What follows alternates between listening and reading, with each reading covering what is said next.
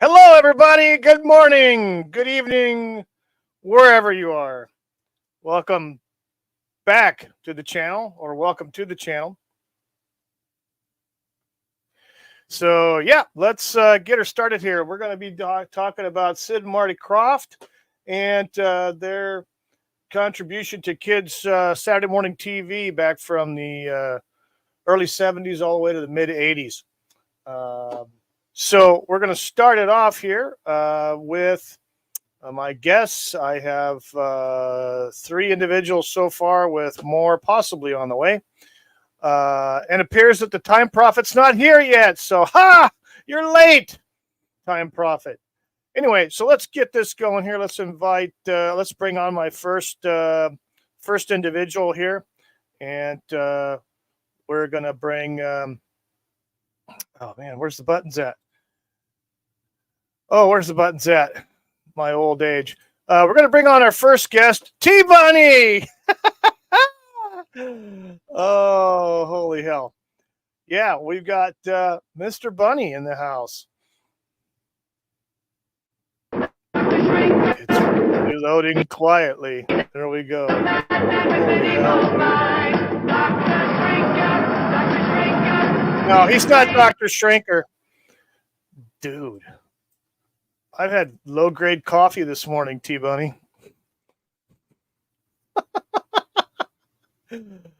Oh, welcome, T-Bunny. Next on the list is Crual Birab, straight from Scotland. Hello. How's everyone doing? And we have Abby Someone from somewhere deep in a laboratory.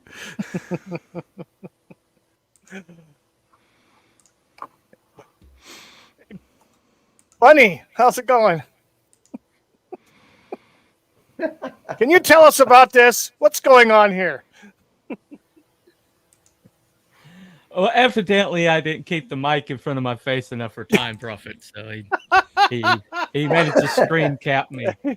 Unfortunately, there you go. He did that for sure.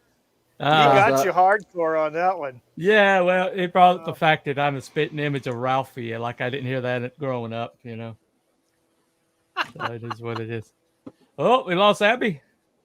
He's gone. Oh no! Oh no! What happened? It wasn't me. I didn't hit the button. He must not have paid his internet bill. I don't know what the hell. Oh, yeah. He just checked out. Right. Damn, he noped out. Wow. Oh my God. Already. I know, right? He already went bye-bye. What the hell? So, yeah, actually, with my technical difficulties or short eyeballs, one of the two, hit the wrong button, and we ended up starting out with the Dr. Shrinker, which actually was changed. You know, they changed that character's names. They kept the same two actors, same premise, but they changed their names.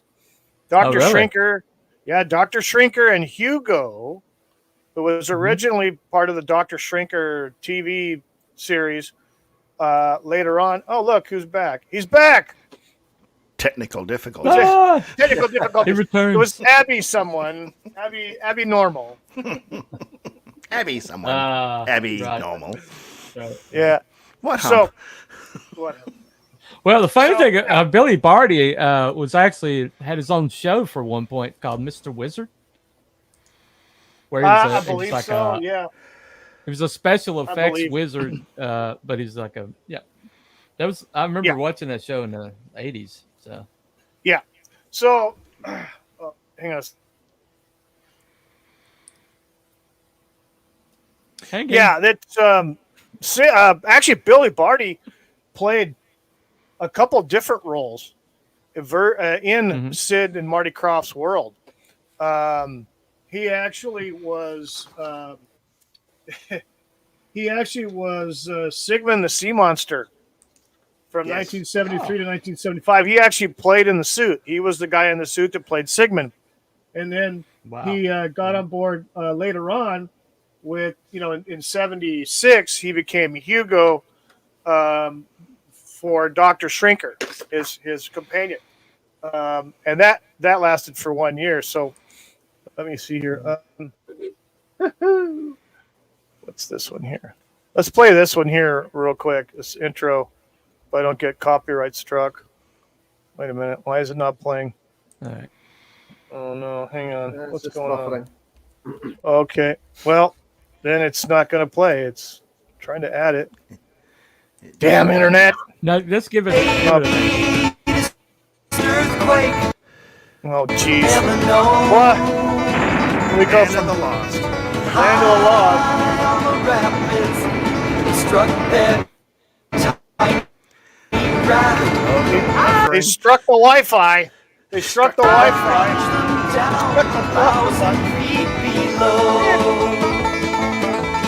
to the land of the lost.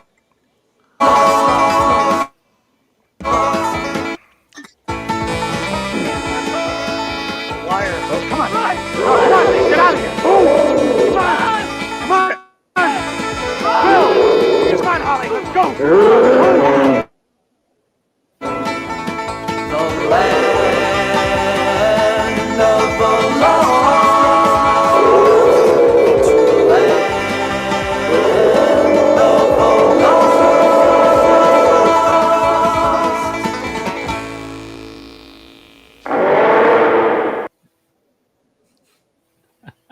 Uh-oh. Somebody noped out again. He's away again. What's up, Happy? Shit show is right. Exactly. So, so that was the intro to Land of the Lost, which was probably the most popular and iconic of the Krofft superstars. That ran from 1974 to 1976, 77, and then 3 seasons. It was 43 episodes of that in total. And anybody who watched it knows that the dad got switched out for his brother, apparently, whatever, after season 2. But arguably one of the most popular and widely recognized, because you have the Slee Stacks and etc. And you know, you have Chaka, who they called Stink, and so that was most iconic one. Fun Go ahead, story. My best friend Drunk Craig used to buy his his dog's a stuffed animal, and they'd call him Stinks, as he had one called, his dog named Lily, and she'd always have a stuffed animal she was like carrying, and they'd call him Stinks because of the Land of the Lost. Yep. So Right. Yeah. I might have seen it. I'm not sure. I don't remember. I've certainly heard the name. I've certainly heard of it. But if you ever seen a don't Slee recall. Stack on a Saturday morning, you'd remember. So. Oh yeah, Trust you'd me. remember it. Welcome to the chat and the stream to Low Spec Linux Laptop. Welcome. Hello. And welcome, T Bunny. You're like stereo. You're hurting in 2 places at once, on the stream and in the chat. And then we have Papa Cotton in the chat as well. Thank you for being here today, Papa Cotton. Welcome. So Sid and Marty Krofft. I don't know if you guys I don't know if the Gen Xers remember or not. There was another show on called the Banana Splits. Now the Banana Splits were Hanna-Barbera, and ironically enough, in the 1960s, Sid and Marty Krofft worked for Hanna-Barbera, and the Banana Splits characters were his creation. And that ran from 68 to 19, from 1968 to 1970. And then because it started out so popular, the Krofft brothers branched off, did their own thing in 69 and came up with H.R. Pufnstuf, who was arguably the second most widely popular show, and only ran for 1 season. And it spawned a lot of knockoffs, and one major knockoff was good old Mickey D's, McDonald's. So McDonald's, yep. McDonald's had a thing that they started, and they started in conjunction with a marketing firm, advertising agency, and I forget the name off the top of my head, but this advertising agency approached the Krofft brothers after the success of H.R. Pufnstuf wanted them to do a project for McDonald's to create some things for McDonald's and their McDonaldland universe. And so the Krofft brothers only got The so far as Hamburglar and all those guys that came from the Crofts. Mm-hmm. well, Grimace and all of them? specifically Grimace, specifically Mayor McCheese, and I'll tell you what sparked a lot of sparked a lawsuit that lasted for a long time. It litigated for a long time, really. Mm-hmm. It started in the early 70s, I think 71, 72, because Krofft brothers wanted to branch out H.R. Puffin stuff. It was successful, and they wanted to do spin-offs of other characters related to Puffin Stuff's world. Well, apparently they couldn't do that because this marketing firm, in conjunction with McDonald's, was developing and using their properties, quote unquote, that were similar to Krofft, and they couldn't do it. So that kind of pissed off the Krofft brothers, and that's where the litigation started. Was at that point. Although the Krofft brothers weren't, they weren't completely shafted. I mean, they came up with the Bugaloos in 1970, which was a standalone show. It only lasted one season. It was live action. The thing is that they pretty much came up with a lot of the great iconic live action stuff. Well, they did a lot of Hanna-Barbera crossovers. Like Wonderbug was Hanna-Barbera cartoon that they Speed Buggy or something like that. And Speed Buggy was Hanna-Barbera, and Krofft brothers came up with Wonderbug in a live action form. They made a live action. Yeah, there was similarity. Right. Yeah, there was similarities there, but the Krofft similarities it was a ripoff, man. Yeah. Oh, but no question. But yeah, so there was a lot of that going on, and so they came up with Bugaloos, which it only lasted, I think, a season, but it was just basically a teenage band that had one female, three guys. And so they wore bug costumes. So they had little wings on their backs and wore bug costumes. It had adventures in some kind of fictitious fantasy world, kind of like H.R. Puffin stuff. The main antagonist was played by Martha Ray. I think they were trying to rip off the monkeys.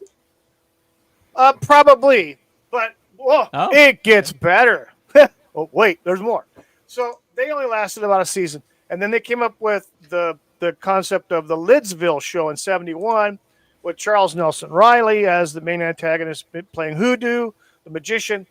And now that was more akin to H.R. Puffin stuff. That was more akin to that. They had kind of a similar story because H.R. Puffin stuff, you had the kid with the magic flute, the kid was Jimmy, played by the actor Billy Wilde. Billy Wilde was a child actor from Britain, and he had done some things in some other movies when he was younger, and so he had some notoriety. He had some face value there. And so, of course, H.R. Puffin stuff's show, they did a little singing, a little dancing, a little weird stuff, whatever. So they kind of did the same thing with Lidsville. They brought another kid in. A lot of weird stuff.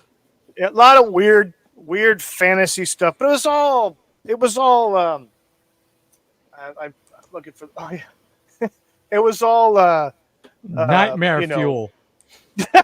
Oh, we're gonna get into that. We're gonna get into that here in just a second.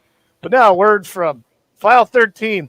I was swinging by to see the train wreck, and the shit sounds like places where child predators hang out. Boring.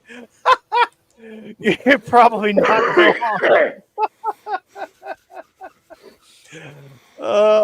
File 13 in the chat again says, "Hey guys, I was observing the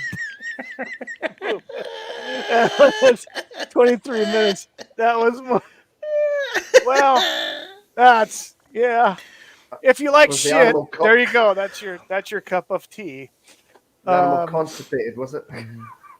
Yeah, there we go. There we go. Depends. It depends. Yeah, it depends. So, anyway, yeah, there was a lot of things that came out that were one-ofs. Lidsville, HR Puff and stuff, the Bugaloos. So a lot of things like that. Sigmund the Sea Monster was the fourth thing that came out of Krofft Super, and he freaking got dumped again. What the hell, man? Get a better Wi-Fi, Abby. Anyway, so yeah, Sigmund the Sea Monster. That's coming from Wookiee.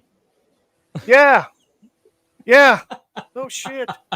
So yeah, Sigmund the Sea Monster. Now that ran for 2 seasons, and that was widely popular as well. That ran from 1973 to 1975, and then it ended up becoming. It was part of a show that they had. It was like the 15-minute segments. I think it was the Krofft Superstar Hour or Superstar Show or something like that. There was a couple of different ones using almost the same name that they use. They just keep rehashing and they'll change one word in the title. Yeah. But that was originally aired from 1973 to 1975. Sigmund the Sea Monster, and then the Sea Monster was played by Billy Barty. Now the kid, I don't know his professional name or his actual name, but the kid actor, the boy, the redheaded kid, he was the kid that played, I think, Jody in the Family Affair 1960s TV show Family Affair with Brian Keith, and the guy that played Mr. French, the butler. And then you had Jody and Buffy, who were brother sisters. Well, this child actor, now he was older. He played in the in Sigmund the Sea Monster. Again, Billy Barty played the Sea Monster. Nice, and but he played the Sea Monster, and then they brought it back in 1975 after its initial run. And what they did was they made it a standalone from 1975 to 1978. But what they did is they took the original shows and just pieced 2 shows together to make a longer segment, 30 minutes. So,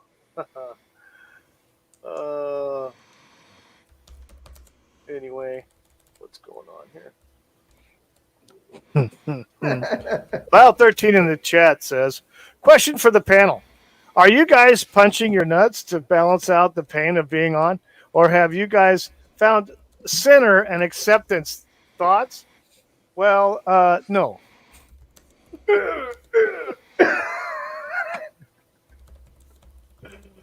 Oh, shit. Anyway, so let me backtrack a little bit here. Since we have a video clip, let's grab where'd it go? Where's the video clip? Yes, so we're going to play this video clip just to relieve the stool samples in the chat, I guess.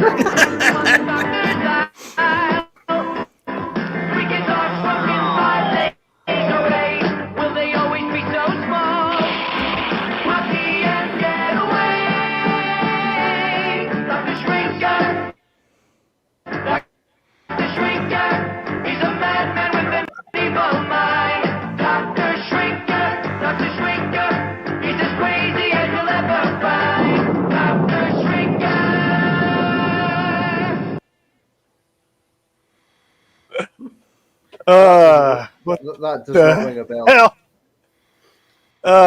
And that only ran 1 season, and that was part of the Krofft. That was part of the Krofft Super Show, 76 to 77. Right. So yeah, so that actor, along with Billy Barty, who was also, they kind of reprised their roles. They renamed them to Dr. Shrinker and Hugo. That's who those 2 characters were in Dr. Shrinker. Mm-hmm. Changed the name from Dr. Shrinker to Dr. Death Ray, and Hugo became Otto. And then they became part of a later show that was hosted by the Bay City Rollers. And that show was Yeah, it's the Bay City. Basically, it was called the Bay City Roller Show. The fuck is Dr. Sphincter? Yeah, Dr. Sphincter. That's that was that's the guy that was in Cannonball Run. That was always taking shots of Novocaine. Seldom with this. Oh yeah. Yes. Dr. Sphincter. Dr. Sphincter is your proctologist. He's not mine. No. That's all you, Bunny. That's all you. No. So they took that character. Anyway, that character was only part of a lineup. But let me grab this here real quick. So the original lineup back in 1976, 77 season for the show called the Krofft Super Show was originally 90 minutes long, and it had Dr. Shrinker, Electro Woman and Dyna Girl, and it also had reruns of The Lost Saucer, who came out about a year or so prior, only lasted a season. That was Jim Neighbors and Ruth Buzzy. And then we have Wonder Bug that T-Bunny was referencing here. It was a ripoff of Speed Buggy, Hanna-Barbera. And The Lost Saucer is also obviously a ripoff of Lost in Space. So. It is. That came out in 75, I believe. Yeah, Lost Saucer. It's almost got the same sort of fonts, doesn't it? The same sort of writing. Yeah. It does. Yeah. Basically, the premise is that the two aliens land their saucer in the street, across the street from a house that has a babysitter and a kid, and they basically get kidnapped. That kid looks like Stink. That kid looks like Stink. They I don't know what they did. They must have given him some pretty good candy to entice him to come in, like good pedophiles, and bring him on and then they took off, and then they couldn't figure out how to get home. Right. Because of course you do, yeah. Yes. I don't know. The extras, you sure? There's a baby sister. Not a baby, no. Babysitter. Babysitter. Did I stutter? Stutter? No. So this was the lineup. We had these two shows, and these two shows were part of the original Krofft Super Show. It was originally 90 minutes. It got cut down to 60 minutes, got cut down to an hour, and they ended up they got rid of Lost Saucer and then just kept the other three until the second season, which was in 77, 78. Now, I pulled, and then this is what they added to the second season. They kept Wonder Bug, but they got rid of Dr. Shrinker, they got rid of Electro Woman, Dyna Girl, they replaced him with Magic Mongo, pardon me, I don't know, and Bigfoot and Wild Boy, which ended up becoming another cult classic with a lot of following, very popular. Wookie, is that you? What? Bigfoot. In my younger days. Now we know what he did in the 70s. Yeah, exactly. Yeah. This moonlighting. I just didn't get that damn royalty money. Damn it. Pre Star Wars. Sid and Marty. That's because your management team was shit. Yeah, exactly. It was Dewey, Screw'em, and Howe. Yes.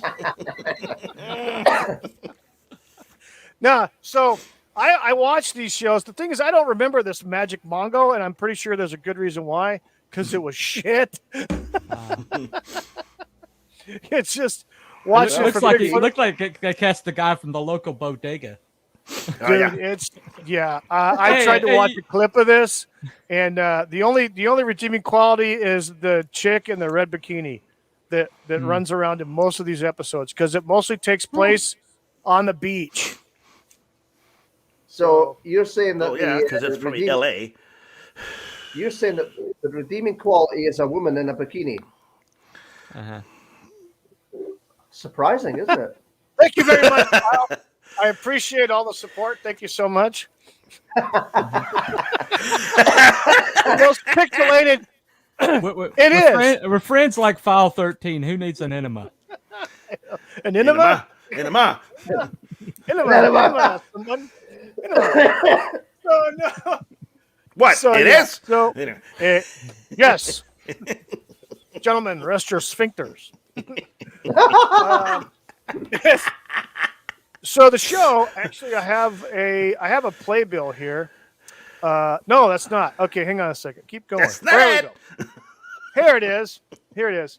So this is from I don't know what publication it's from, probably a comic book or a magazine. Could even be a newspaper ad.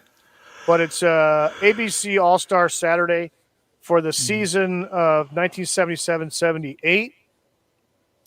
And ABC, or actually Hanna-Barbera pretty much owned Saturday morning cartoons on ABC. I mean, they started out with the Super Friends, which they called the all-new Super Friends Hour. And that's when they added the Wonder Twins, Zan and Jaina, and they switched it over from the guy and the chick and the dog. They got rid of them and brought these two pieces of work in there. So they dominated from 8 o'clock in the morning until 9. And then they had the Scooby-Doo All-Star Laugh Olympics, which was about 2 hours.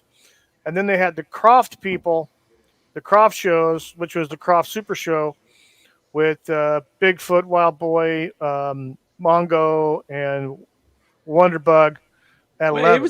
It was a great time to be a kid. I mean, let's face it. I mean, they're corny, they're kish, but it was just a great time to be a kid. You know, Super Friends, Scooby Doo's Laugh Olympics, and then Krofft Super Show.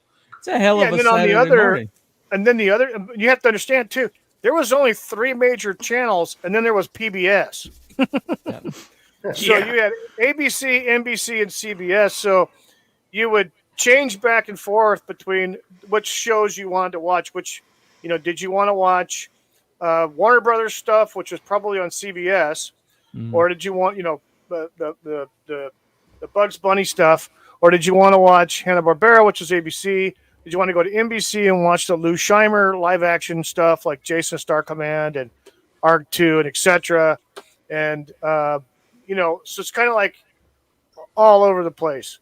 But yeah, growing up back then was great. And you found out all about this stuff in comic books. Hello, because I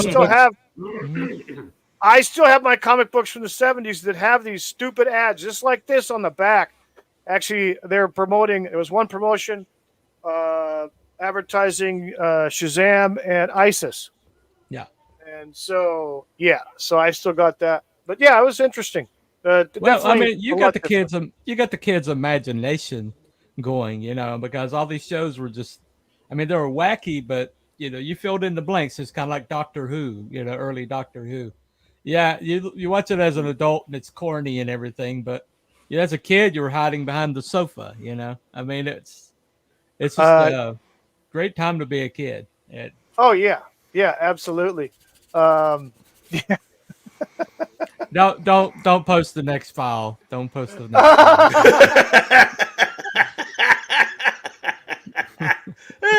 Right.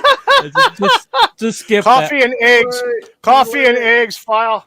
Coffee and eggs, buddy. It does work. There you go. Coffee. Nature's laxative. Anyway, yes. So this was from the 77-78 season. So this is when this is the last season. By the way, the hosts were another piece of interesting work too. So you had these 90-minute or 60-minute shows that were hosted by a group of people. And Krofft made a fictitious band, like how the Monkees were formed. They created this fictitious band called Captain Cool and the Kongs to host the Krofft Super Show. They put them together. There were 5. They started out as 5 people, okay, and then in season 2 they became 4. So they got rid of 1, and then instead of doing a season 3 of this, which they were because I guess the ratings were pretty decent, but they didn't like Captain Cool and the Kongs. So the Krofft brothers wanted to get their hands on the Bay City Rollers, who were very popular at that time. an actual Scottish rock group. And so they actually paid them to be on, and they paid them to do the season 3, but they changed it. They changed the name to the Krofft Superstar Hour, and then after 8 episodes, they changed that to the Bay City Roller Show. And if anybody's wondering who those guys are, it's SATER8DAY. Night. That's those guys. Yeah. Exactly. Yeah. Oh, yeah. They even had their own lunchbox too. The Bay City Rollers. I think it was probably they performed in kilts, by the way. Oh yeah, they were. Yeah, they were. There's something else. But yeah, and so that show, the season 3, if you want to call it, or the Bay City Roller Show, that had pretty much, and they had. This is where it got interesting. This is where a lot of the crossover stuff came from. The Krofft brothers. So on the Bay City Roller Show, they didn't air any of the old shows. They didn't. They had 2 new shows, and they only had 2 shows because it was originally an hour, but then it got cut down to 30 minutes.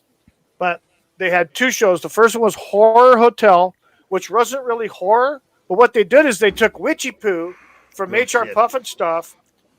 They put her in a haunted hotel as the owner and operator and manager of a hotel, playing Witchy Poo, and she had tenants. One of the tenants was Dr. Shrinker, but that's when they changed his name from Dr. Shrinker to Dr. Deathray. And he still had Billy Barty with him, and they changed his name from Hugo to Otto. So they were tenants in this hotel. But then they had the Hoodoo. They had Hoodoo, the magician from Lidsville. He was in there too.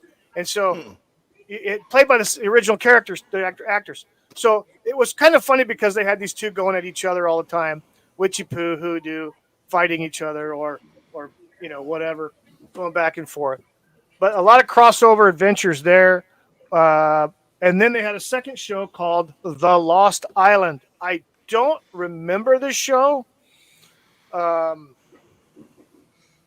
it was kind of, it had Dr. Shrinker in it, or Dr. Deathray, as well as the Sleestack and Enoch. And Enoch was actually the king of the Sleestack at this point.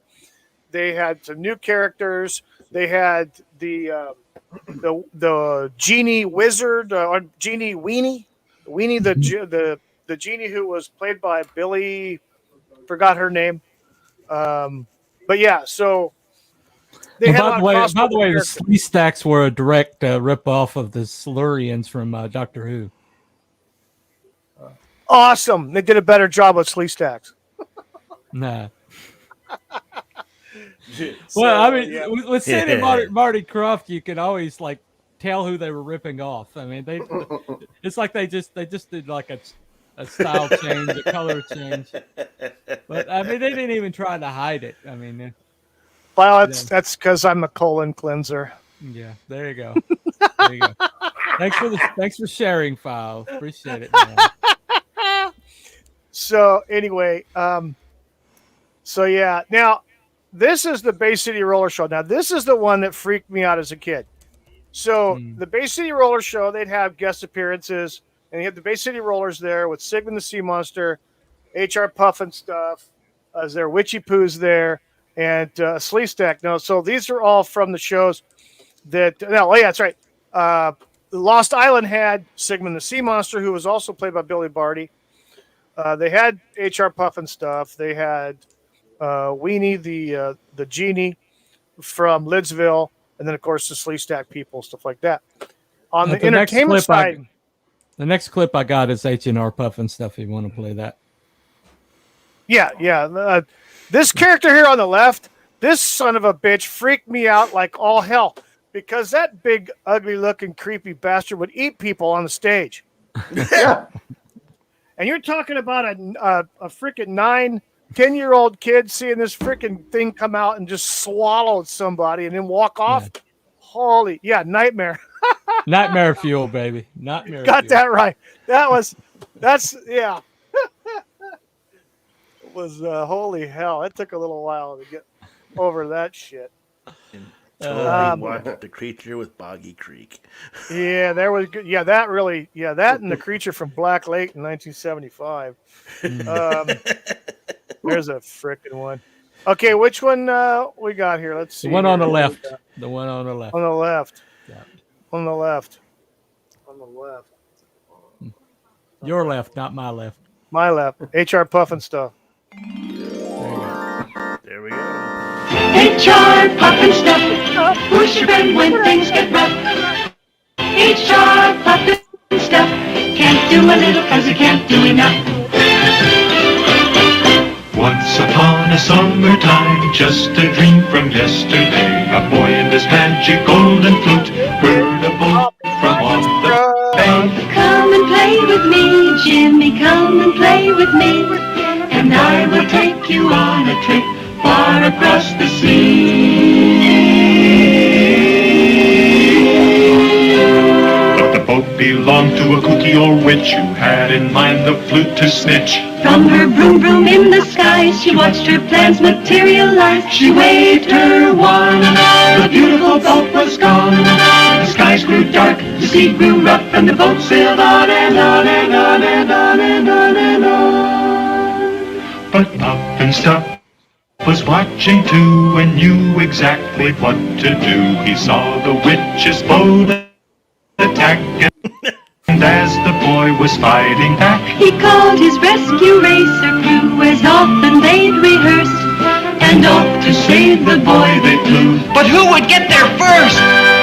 But now the boy had washed ashore, Puff arrived to save the day, which made the witch so mad and sore, she shook her fist and screamed away.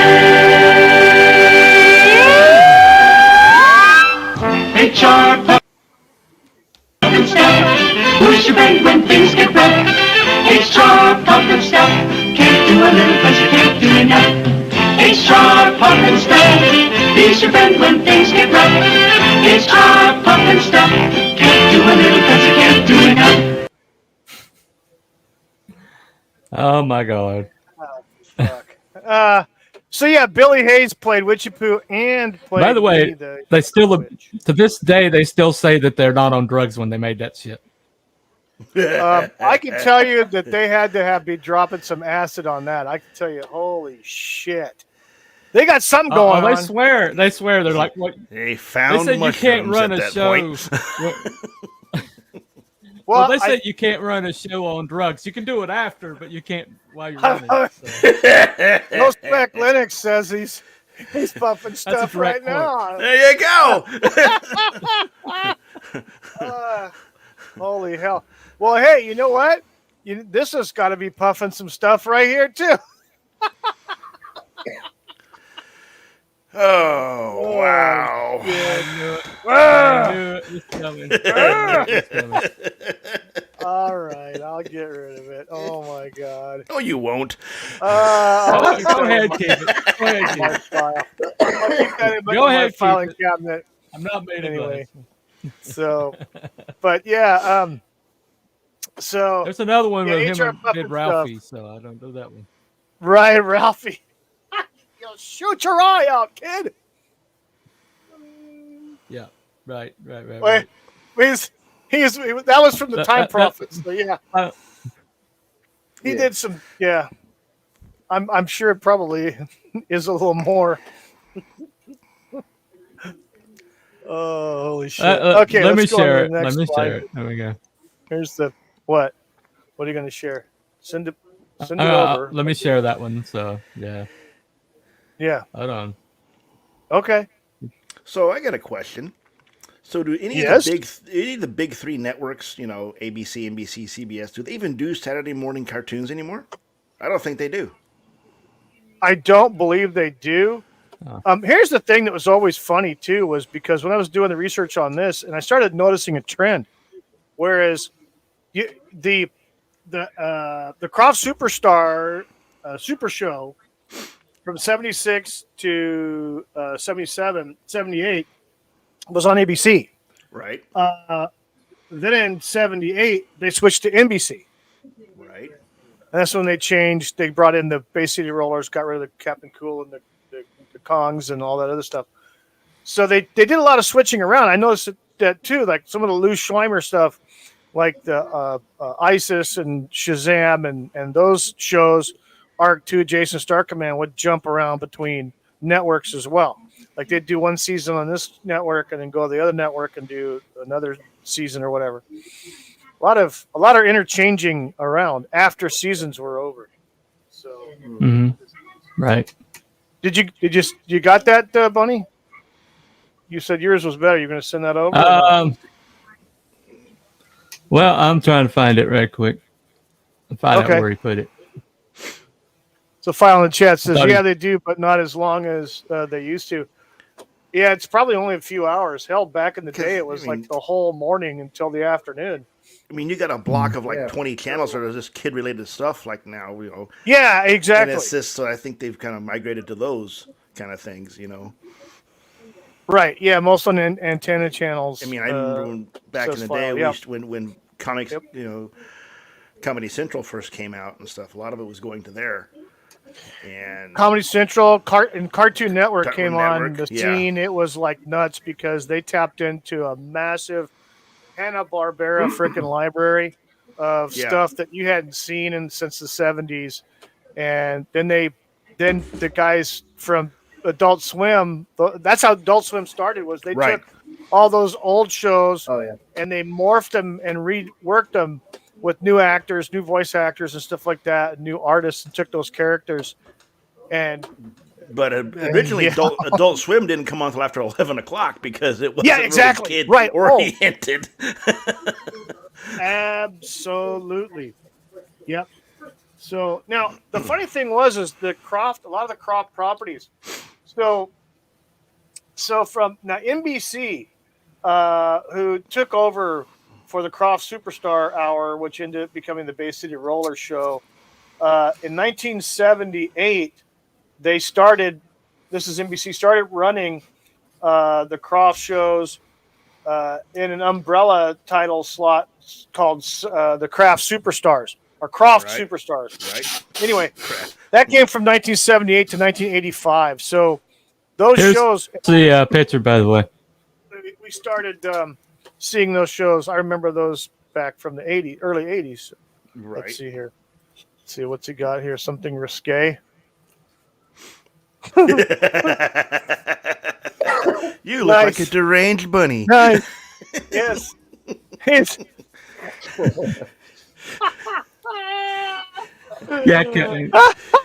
Kind of emphasizes the fact I do look like Ralphie. So there you go. There. All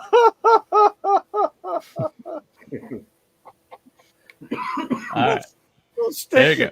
Go stick your tongue on the frozen flagpole, kid. Yeah.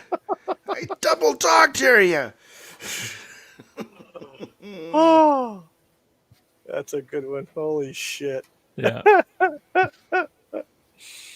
Oh my god. Yeah. Anyway.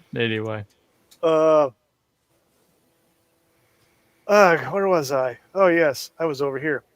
So yeah, we played the clip from the HR Puffin stuff, and again we started off by talking about the lawsuit that came from events that happened after HR Puffin stuff, which I think McDonald's and HR and Krofft, they pretty much, the suit was finalized and everything in the mid 80s, if I'm not mistaken. And the thing was that the creators of the McDonaldland stuff, this marketing company in conjunction with McDonald's, took the concept of having a large oversized head main character, which was Mayor McCheese.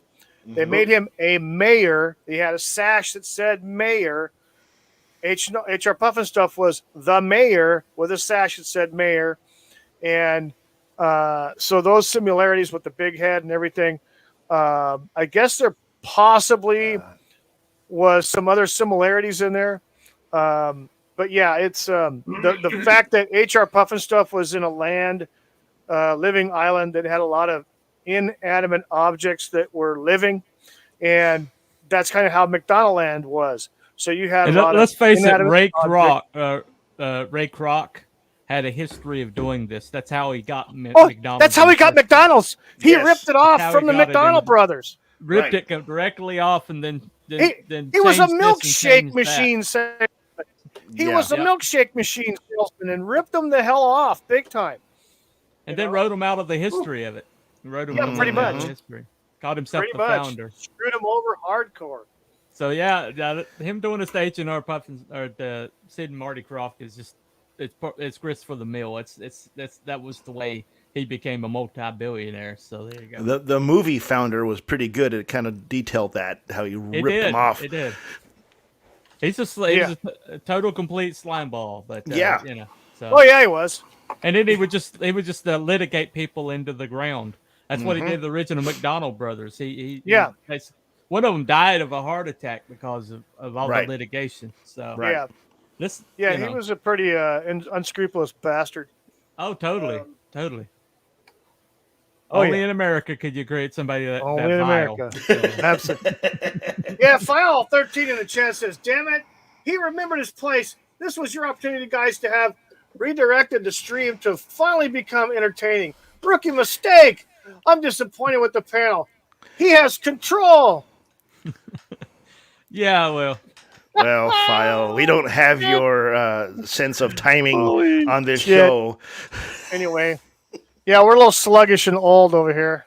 Yeah, some of us have class not to upstage people, but that's okay. Oh, what the hell? That's totally fine. You know? Hey, different styles, different strokes. Hey, now. Folks, you know. There you go. That's for the bunny shit. Okay, that's HR Puffin stuff. Now here's the Boogaloos I talked about before, and they were a standalone show. Again, Martha Ray was the main antagonist. That's her at the bottom there. She was the main antagonist, and this little group is 3 guys and 1 chick, and she was reasonably attractive for a teenager. I guess she was a teenager. I have no idea. But they ran for a season. They were part. You would find them on. Sometimes they would rerun their shows on some of the other. Because this was a standalone show. Because they were from 1970 to 72, but they only had, I think, 18 episodes. Oh, jeez.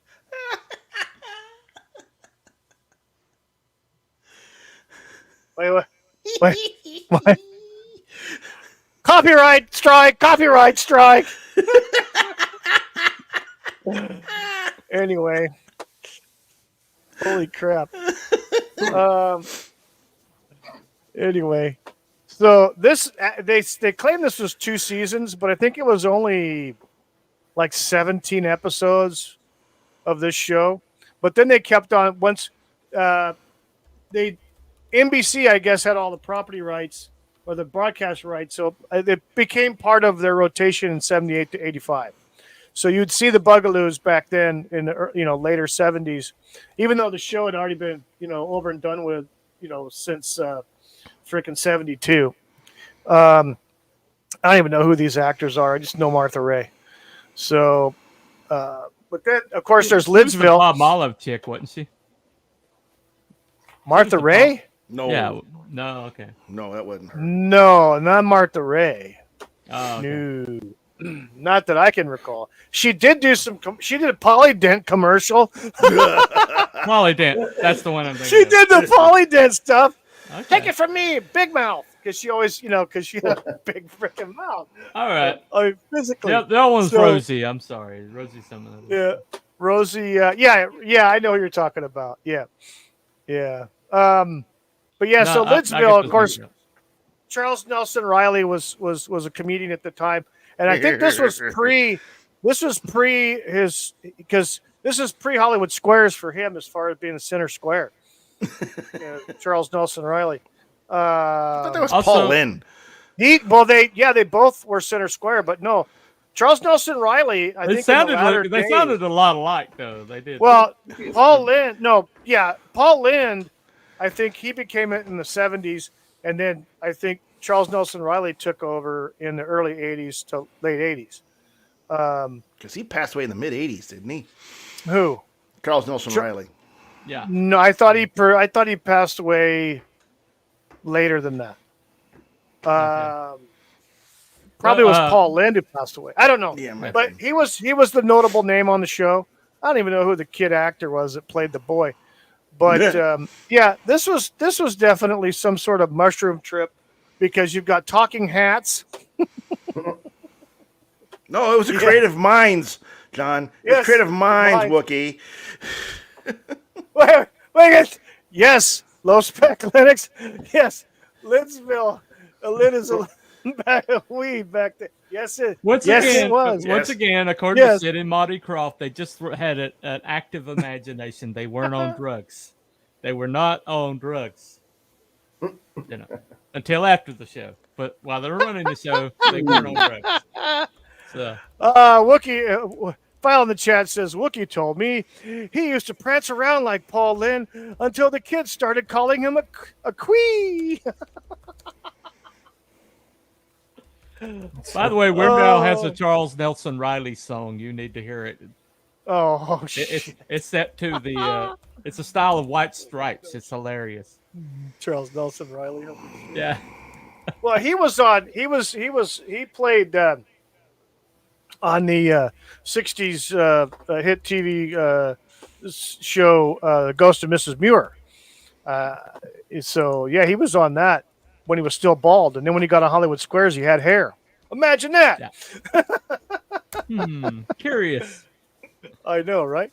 It's like Dean Koontz up till about 2000 or so had an author's photo where he was balding, and then suddenly he has a full head of hair, and it's like, yeah, exactly. Dean, and nobody's gonna figure it out, Dean. Yeah, exactly. No one cares. So Sigmund and the Sea Monsters. I always used to get the title Sigmund the Sea Monster, but it's Sigmund and the Sea Monster. So Billy Barty played Sigmund. And then, of course, the redheaded kid I talked earlier about was the kid that played on Family Affair. What the fuck? File 13 in chat says, okay, no one talks about that little Italian angel. He's responding to something else. Oh. Wait. That'd be someone in the chat. Boy, you're like stereo too. Yeah. Prance, he danced like John Travolta in Saturday Night Fever. Woo-hoo! Yes, I did, baby. Staying alive.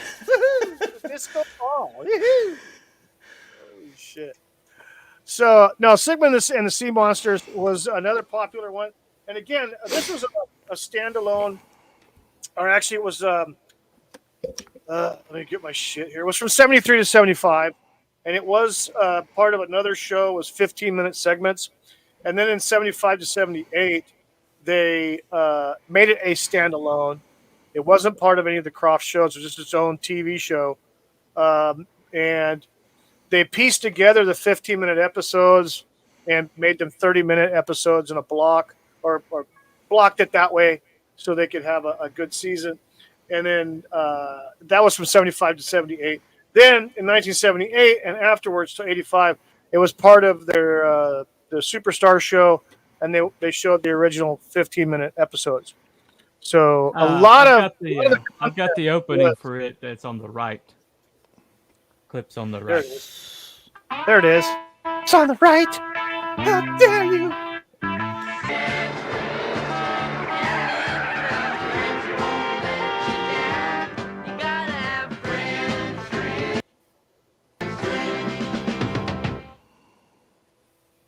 Buffer. I'm wrong. He's still alive. Yeah, he's still alive. I think the girl though that played Buffy, I think she had an OD'd. Yeah, no, he's still alive. I've seen him do an interview or something like that. He probably does the cons. He probably goes around and does the cons. Kind of like how Wesley and I got him mixed up with the kid from. I got him mixed up from the kid from Mary Poppins. They looked a lot alike. That's my fault. Yeah, there we go. What the hell's going on here? File 13 in the chat. He was also one of Jeffrey Dahmer's victims. Again, he says, that puffy thing is very touchy-feely.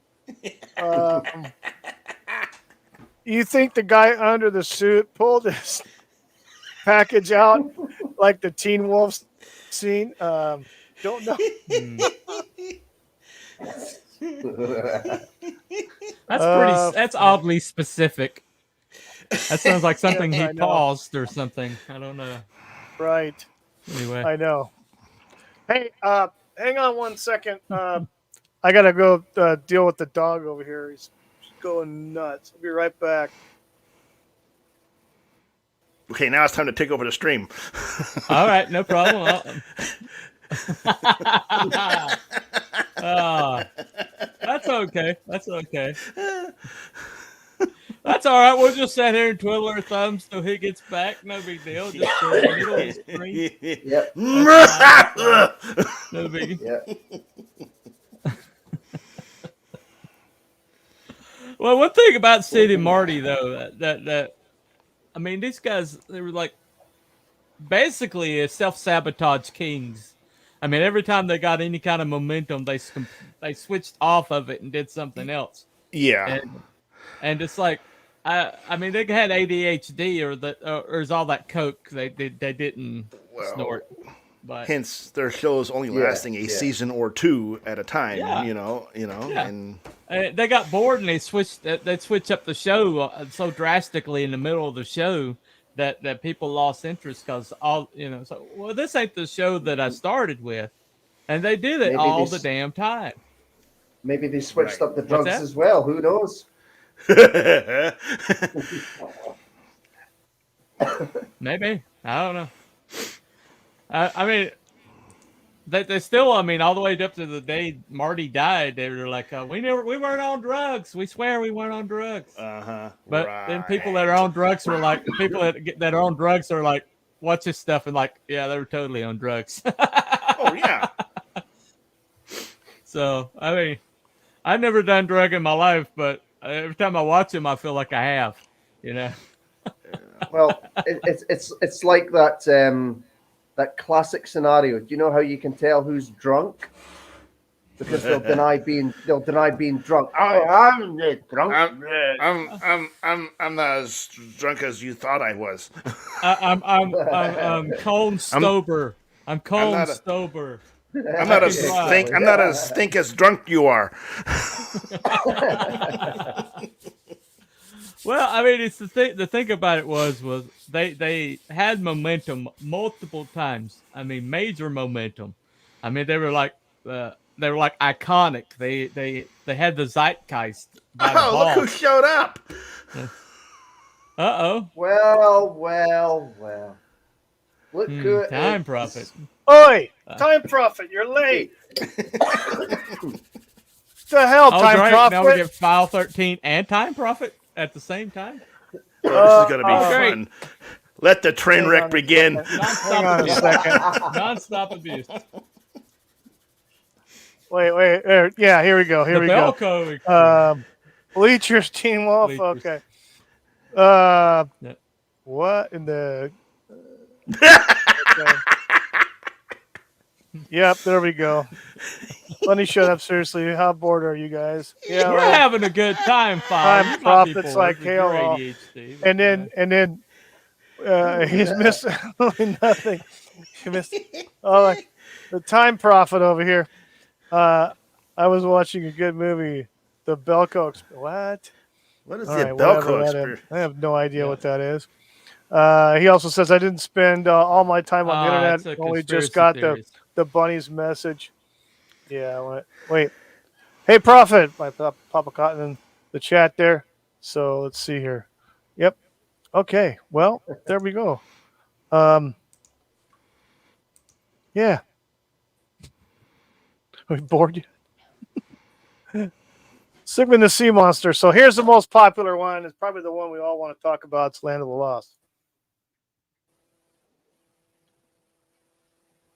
Land of the Lost. That baby ran from 1974 to 1976-77. Had 43 episodes. It was a standalone. And then they did put it into their Superstar show back in the 80s. They reran, and they also reran it individually too on its own.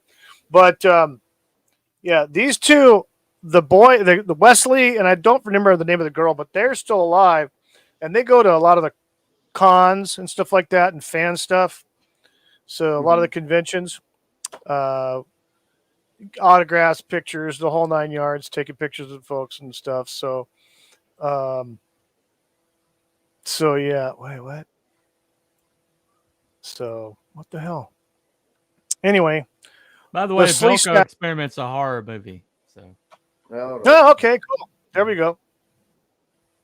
About some people being locked into the place where they work with explosive bombs stuck in their head and told to fight it out. So it's a comedy. Right. There you go. Anyway. File in the chat says that picture smells like high karate and day after sex. With a little girl in it. That's a nice way. Dude. Okay. Oh. So he sees that picture and thinks sex. I don't have any idea. I don't have any idea. Seriously. I don't know what's going on around here. Anyway, so Land of the Lost, the Slee Stack are the most iconic thing. Like you said, it was a ripoff from Doctor Who, right? The Slee Stack is what you're alleging. Oh, they are a direct ripoff, and the Silurians look exactly like them. Yeah. I mean, same head shape and everything. I mean, correct me, Cruel. Don't they look like the Silurians? I don't remember what the Silurians look like, to be honest. This is when you need Gobby Guy on, damn it. I haven't watched Doctor Who. The one time we need Gobby Guy. The one time problem Gobby being in a decade. Not here. Yeah, right. Gobby will be here soon. Oh god. Oh shit. Hopefully, Yep. it's been an hour. Damn it. He's in the chat. Hello. That's why I You said got it. got. You got. There he is. Damn it. There he is. That's Hello. why I I'll said it, help 'cause you I there, saw it. and yep, 10 technical Okay. issues. Okay. no It's problem. small. He can Small. he can straighten it out. He can straighten it out. Yep. No Gobby is problem. called throwing it through the window. Yes, right. Throwing it through the window. Give it a good bash. A nice hammer does well. Yeah. Yes. There you go. So, hey, Bunny, what's that other one? There's another one. That's actually the Brady Bunch family. The Brady Hour. Bunch Hour. Yeah. Variety Hour, Yeah. They had a variety hour. They actually produced it. They did, yeah. They also produced the Barbara Mandrell, the Mandrell Sisters show as well. They did the whole Brady bunch Bunch of them. Hour, You the pulled that Mandrell one out of your ass. Sisters, and something else. Yeah. Oh yeah, I did. Right? Smells no. like roses. Pretty much every Smells like flowers. all the horrible There's like variety roses. hours from like the Mustache. late 70s and 80s. That Yeah, was Sid and that's- Marty Krofft producing. Yeah, that was the horrible one. Yeah, Donnie and Marie Yeah. Osmond. Oh my god. You know who wrote the music for the Captain Cool and the Kongs? All that music was written by the Osmonds. Holy shit! Jesus. the Osmonds Krofft were brothers actually Bunch of Mormons. No, but the Crofts had some kind of deal with the Osmonds, and they just did all their musical. They composed all their music. The Osmonds for actually quite a had one of the first hard rock hits on the radio. It's called Wild Horses. You got to hear it. really? I mean, it's way harder than you ever thought the Osmonds could do. I mean, it's got a heck of a riff to it, man. Mm-hmm. It's one of those oddities. You're like, that came from the Osmonds? They're like, yeah, Right? Yeah. sure, they did. It was the rebellious stage. Must have been Donnie. Rebellious for Mormons, you know. When they came off of a mission trip, Right? they needed some release. Yeah. What pretty is that? crazy. What is that the Amish do? They send their kids away for a couple of years to see if they want to become Amish or regular. Yeah, You know? Yeah. yeah. Very few of them come back. Right. Rumspringer. or Bubba something. Cotton in the chat Yeah, says, that's what it's called. I shoved a whole bag of jelly beans up my butt, and 24 hours later, I still haven't seen one of them. They're like nanobots. They've assimilated you. Thanks for sharing. The Borg. Thank you. As I drink my coffee. The Borg That's a hell of a sugar buzz, though. assimilated. Right. You got that right. That's a hell of a sugar fix. Holy shit. That's one way of doing it, huh? Absorbed it. I prefer eating them myself. Right? To each his own. Well. But what the hell? He's saving them for later. It's not a good storage spot. Okay, just ask any mule. No, it's not a good storage spot. Yeah. It's not good for gerbils either. Just ask Richard Gere, allegedly. Allegedly. Allegedly. Time Prophet in the chat says, just ask Rock Hudson. Just ask Rock Hudson. Can't he's dead. Can't do that. I thought that was Richard Gere. No, he's still alive. He's a gerbil. God. He can tell you about live animals. Yeah.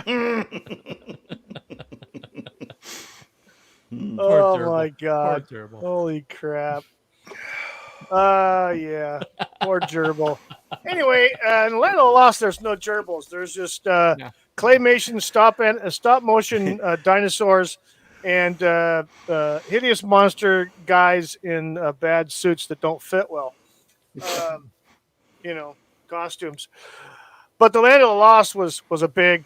It's still popular to this day. I mean, obviously, they tried to do a more modern version back in the 90s, and then they came out with the movie. They did the movie with Will Ferrell. Will Ferrell, which I didn't really like. Unfortunately, they tried to go comedy. They tried to make it a comedy more than a serious. No, it just didn't. Science fiction. It didn't jive because they replaced characters. They didn't have Will and Holly. They didn't have the son and daughter, the brother sister thing. They had some random guy, and it's like the people that have abused Doctor Who in recent years. They don't understand that these shows were made straight up and down. They were at the time that they were out. They were, culturally relevant. They were serious shows. Yeah, they were. So when people go back and remake these, Land of the Lost, Land of the Lost, canon. Land of the Lost, the TV show Land of the Lost, of all the Krofft productions, as far as the live action TV Saturday morning stuff, Land of the Lost was the most darkest because it did deal with life and death situations. Right. Life and death situations, people in harm, like falling off a cliff or whatever, being eaten, stuff like that. So there was kind of a constant life and death scenario. I don't know how many times those people went over a waterfall, but they went over a waterfall like every other episode. I know. Like, what in the world, man?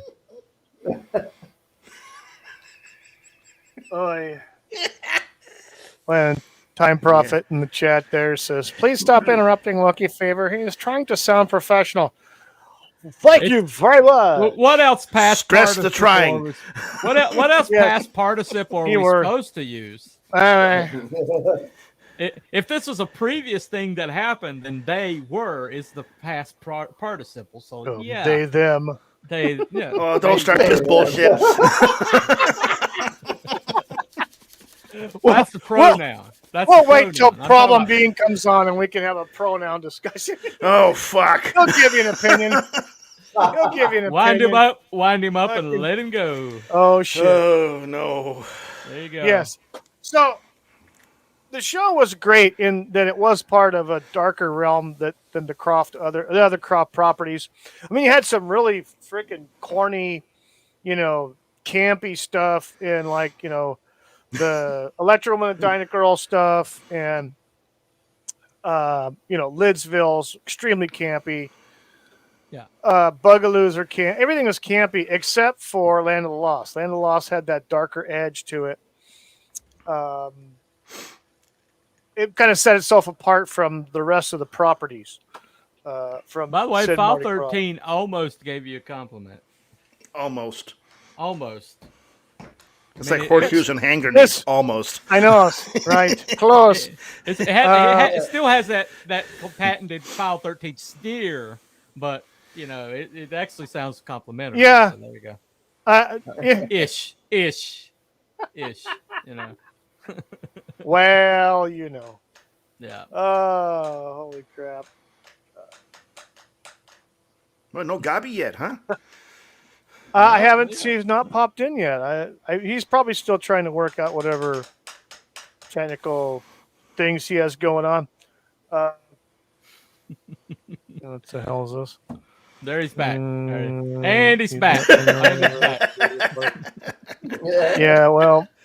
It's like, and you notice they went over the waterfall. I don't think they had life vests on either. No, well, he didn't have. It's the 70s. He didn't have to have them back then. It wasn't required. Yeah, it wasn't an OSHA requirement. No, it wasn't an OSHA requirement. You didn't have to do seatbelts back then. Yeah, no shit. Or wear a helmet on a motorcycle. No, he didn't. No seatbelts, no helmets. No. Just throw the kid in the back seat and let him go eat shit. I don't know how many many good old times. The fun times. Yes. And now, without further delay and ado, we have the one and only Gobster. Hello, everyone. Oh, hell. Thank God. Gabi here. We're all going to survive. Hello. The echo's on. Sorry. Hello, everyone. Hey. How you doing, guys? We all saved. Gabi here. Okay, Gabi, quick Doctor Who question. Yeah. All right, quick Doctor Who question. How close were the Slee Stacks to the Silurians? Who gives a shit? I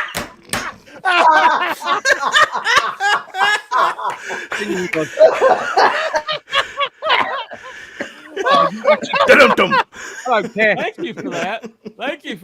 I'm like, Gabi gets here, I can ask Gabi, but that's not. Yeah. Direct to the point. The man chose violence today. The man chose violence today. Okay, so Gabi, the bunny's trying to insinuate that the Slee Stacks from the Krofft show Land of Lost were ripoffs of the Silurians from Doctor Who. Probably. Everybody rips everybody off. And I'm kind of in the same camp as you are. Who gives a shit? I don't really care if they were ripoffs. Well, I'm just making a point about how they would borrow from everywhere. So. Everybody rips everybody off in sci-fi. Everybody rips everybody off. Who were first? The Borg, they were ripped off. It's yeah. For a second, most of the time on the street. Old squaddy's got to come here and lay down the law, mate. That's what they're doing. There we go. There we go. What then? Cartoons. So Gabi, you're familiar with Land of the Lost and stuff like that, right? No idea what the hell you're on about, mate. Okay. Probably because most of it's American, and I don't know. I mean, I know Jason and the Star Command because I actually used to watch that. That was pretty cool. But some of the other shows, no idea, mate. I'll be honest, I haven't got a clue. I haven't got a screenplay. Okay, they didn't run into those over there. No, Jason and Star Command, I remember. Who's got lightning detector on? I can hear a lightning alarm going off. That's my phone. Come on, Abby. Come on. Thunders are coming. Yes, right. Mute that bitch. Bitch. No, don't mute it in case you get a tornado alarm. You might need to move then. They are quite important. That's true. That's true. Yeah. Never mind. As you can see, I'm no longer in the shed. I'm in the house. I was going to say, I see that. It's more comfortable. Comfortable bleeding warm. It's -3 outside. I ain't freezing out there. No, I hear you. Not that for a game of soldiers. I'm too old for freezing my butt off anymore. So yeah, there you go. There you go. All the Christmas decorations are up. I'm going to say you got festive too. Nice. What's going on? He's got his garland there. I like it. I like it. Look at you, Santa Claus. Oh, wait a minute. He's got that S&M Santa up there. I say that. Santa Holly. Elf on a sling. Legs a position. Elf on a shelf. Santa in a sling.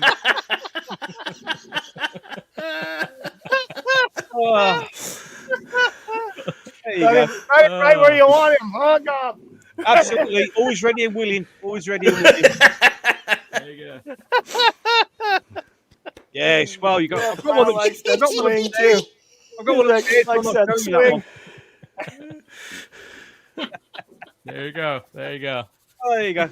Hold on a minute. Holy It won't be long before Doctor Who's on. Yay. Yeah, yay. I wonder what pronouns I'll be misgendering this time. Right. Okay, No idea. Is it actually, No idea. Gabi, is it actually coming on tonight over there? Yeah, it's going to be on in an hour. Is this the second? Is this the second installment? Second pile of steaming. Entertainment. Yes. Of the second episode of the Suicide Watch. Don't hold back, Gabi. Tell us how you really feel. Yeah, I'll just sit on the fence on this one. Desecration. The best thing is, if people let's bring back the most popular doctor from the modern age and then desecrate the shit out of him. Hey, trust me, the information I've been told is going to get a lot worse, and people are not going to like it after the third one. There we go. It's going to be worse. It's going to get worse. Yeah. Oh. Seriously, it'll really get worse. File 13 in the chat says, now I have this image of baby oil covered Gabi on OnlyFans. Love you, buddy. He's only saying that because he was the only one that's paid to watch me do it. There you go. Love you, man. Love you. There you go. In other words, Gabi's on, it's only fan. It's only fan. Yeah, only fan. I've only got one, and it's him. R.I.P. Well, actually, I think I got the second one with my old Sergeant Major. I think he tunes in as well. That's one of those fetish kind of things, in it. So there you go. But no, it's, yeah, a lot of Doctor Who fans are going to be very, very upset at the end of this third one. I'm telling you now, it's really not going to go well. So. Well, I don't. Yeah, I never had rumors any have already interest started, in watching this either. So. I saw clips. Yeah, I know. It's you. Yes. It looked crap. Yeah. Well, the first one was message and pronoun central. The second one, well, no one knows because they kept the second one secret. But what's coming at the end of the third one when Shooty Gatwan gets introduced? He's going to destroy the canon and basically say you accept the new show or go away.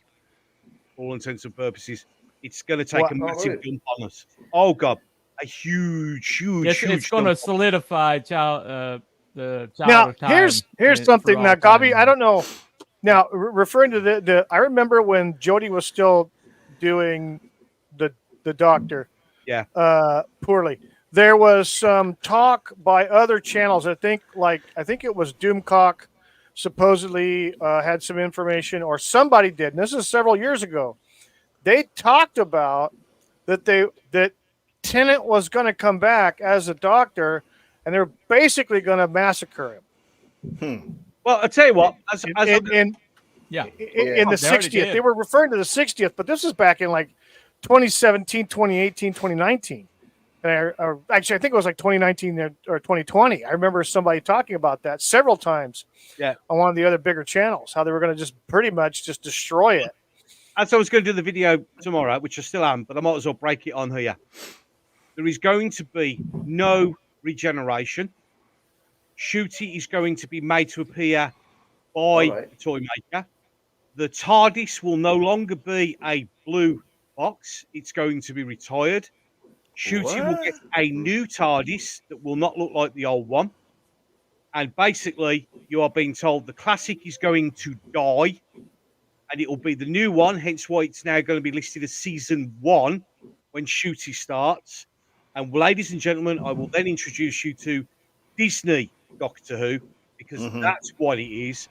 And if you want any information on why you know it's Disney, I can now go back to the issue with Davros. Remember all that bit about the wheelchair? Oh, yeah. Right.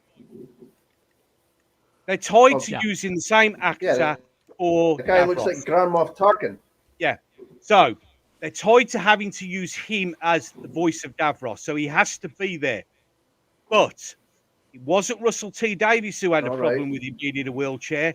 It was Disney. Disney said that if you want to use that actor, only use a disabled wheelchair user to play a wheelchair-bound person. So they had to do what they did with the Davros actor, because he was forced. It doesn't matter him saying, "Oh, I had a problem." No, this was from Disney.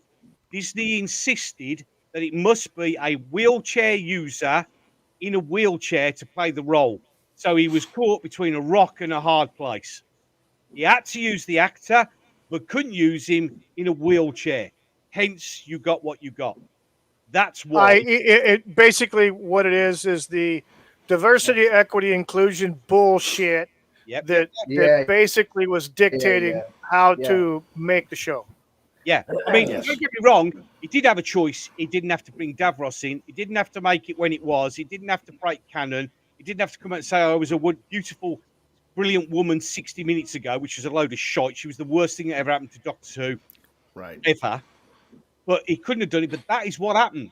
He was positioned in a position where he couldn't win. He had to use the actor. He had no choice, but he couldn't put him in a wheelchair. So there you go. That's why. And that's what's going to happen. The thing is, though, according to canon, that's not necessarily a wheelchair. That's a life support unit. It was a life support unit, yeah? In the original script, which some idiot brought up to try and justify the existence, it says wheelchair on the script. It says that because that was the whole idea to visualize it for the prop makers what he was going to sit in. But because it says wheelchair on the original, that's what he means. It's nothing to do with that whatsoever. It was a life support system. But what you're going to get at the end of this one, Shooty's season 1 will be Disney's Doctor Who. It will not be what the show that we've known for the last 60 years. Tennant was brought back with Catherine Tate to piss all over the classic fans and to destroy the show right in front of your faces. And people are not going to be happy. That's why it's season 1.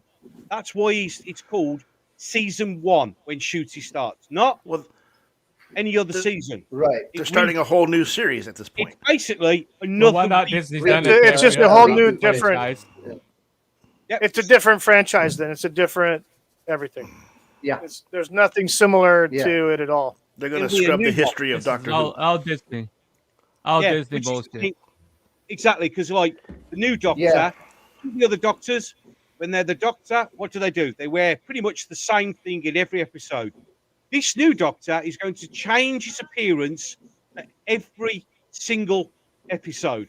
He'll be wearing period clothing. Yep. Because I don't know, because it's the show. They're turning it into a Disney show, and that's what it's not going to be Doctor Who. The whole idea, the reason the Doctor wears what they wear is when you watching the show, you can see the Doctor. You know which one's the Doctor. But now, it's going to be horrendous. Don't get me wrong. There have been, obviously, Doctors have changed costumes during the show, but it's the same kind of thing that they used to wear. Right. This is going to be a different costume every single episode. So it's not going to be the Doctor Who you know. It really isn't. So there you go. No. So when I said it's going to get worse, it's going to get worse. Are they trying to intently tank this whole series? Yes. Yes. They are tanking all pop culture. They are destroying all pop culture. Yeah. It's Marxism. Yep. They're turning around and saying to all the... Let's be honest, if it wasn't for all the older fans of Doctor Who and for Star Trek and for Star Wars, it wasn't for the older fans keeping it going while nothing was happening, these shows wouldn't be here. But they don't want you. Basically, what you're going to say at the end of the third one is, like it or lump it. Make your choice. And they don't care. They're that arrogant, they think that they're going to carry an audience over. Yeah, see... And we're not.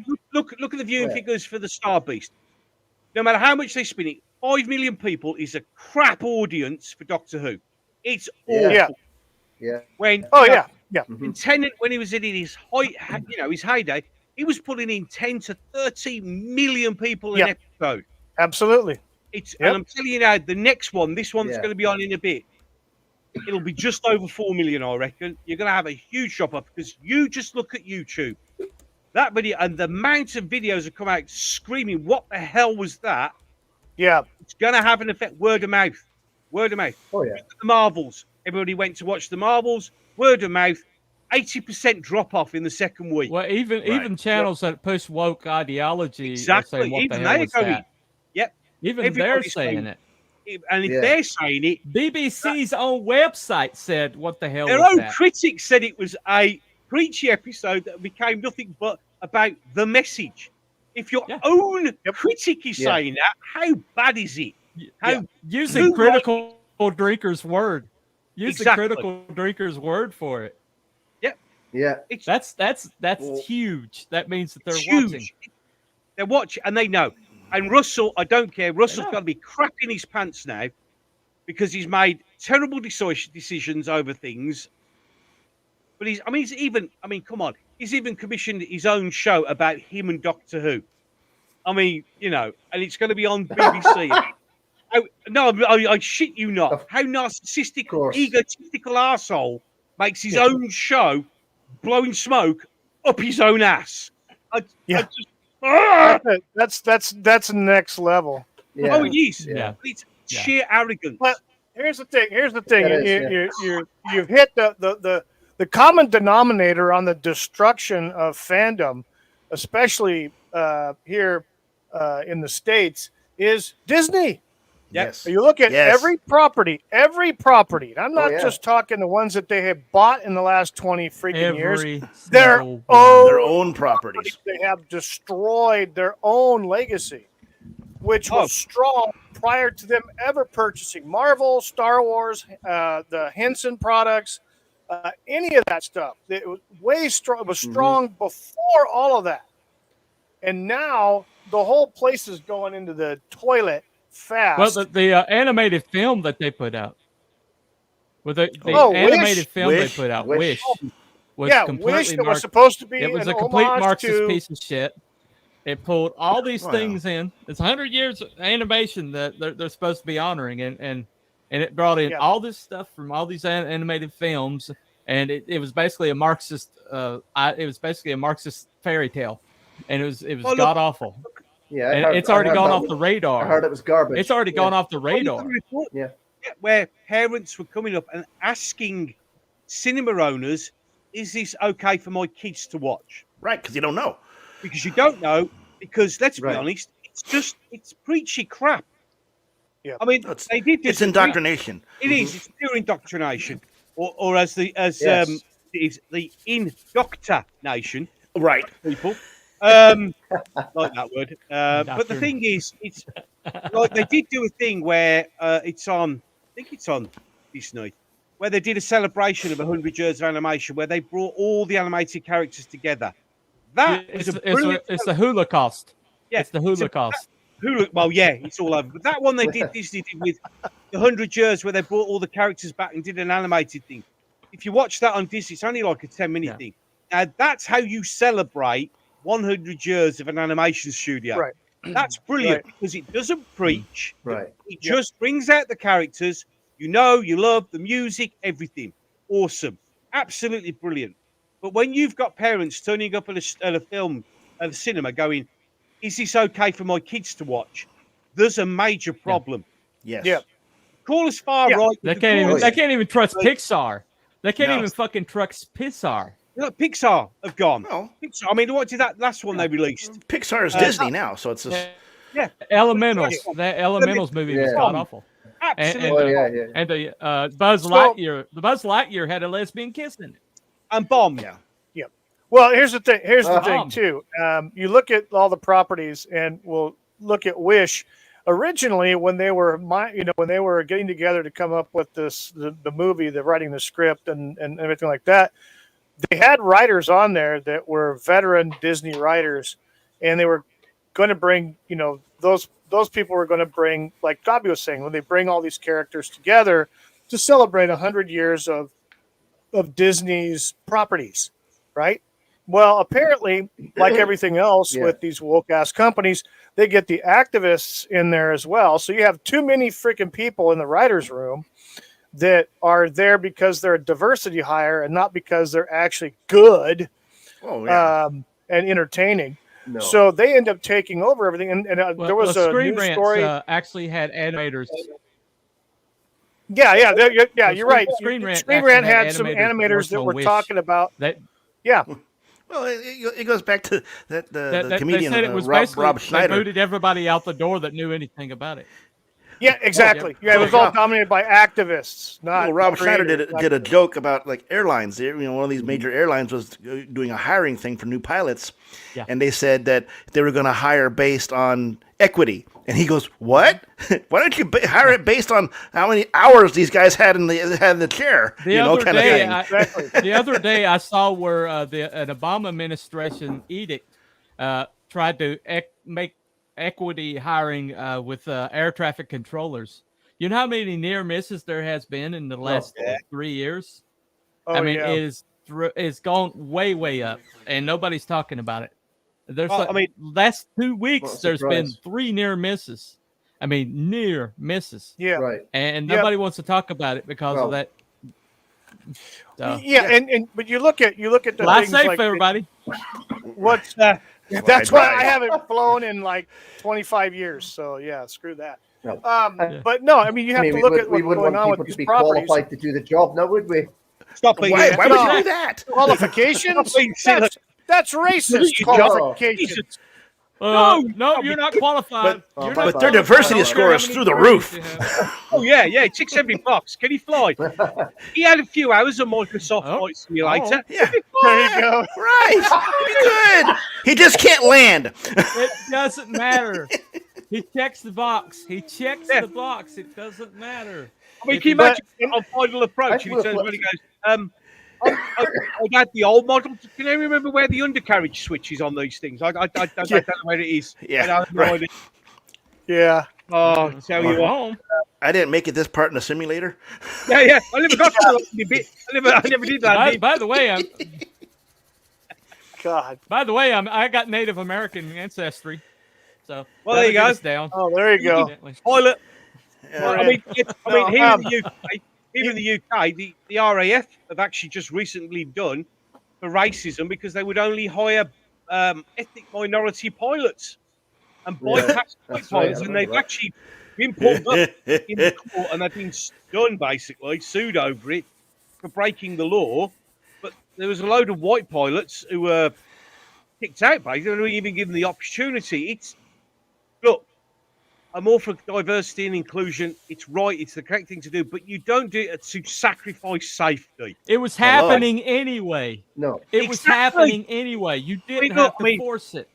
I mean, when I was in the military, you're saying that minorities, the only way they can get a job is if we lower the bar. We rig the system. But you never had to do that. No, I mean, when I was in...